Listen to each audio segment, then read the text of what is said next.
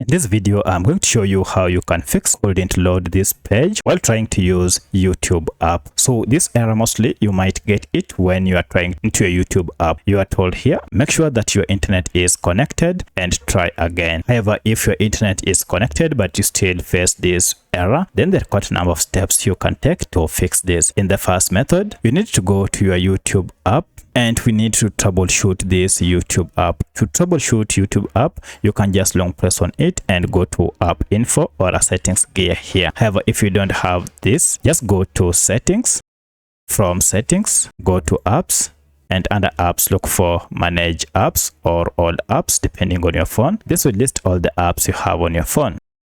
From the list, search for YouTube, and we have our YouTube app here. We want to troubleshoot it. Now to troubleshoot this app, go to force stop app. This will stop any background activities that might be causing this issue. Then you want to go to clear data and tap on it, clear cache, and okay, and again clear all data. Once you clear all data, you'll need to sign in afresh. You'll need to sign in afresh to see if the error has been fixed. In most cases, this should be able to fix the error, and now you should be able to use your YouTube app without any issue. However, if this does not fix your problem, then you want to check it and see that you are not using any VPN app on your smartphone. If you have any VPN or security app that you recently installed, then uninstall it and see if that fixes your problem. However, if that does not fix your problem, then go to Google Play Store and search for YouTube, and here we want to find if we have any update. As you can see, we have an update. Now update your YouTube app to the latest version. In most cases, if you are using an older version of YouTube,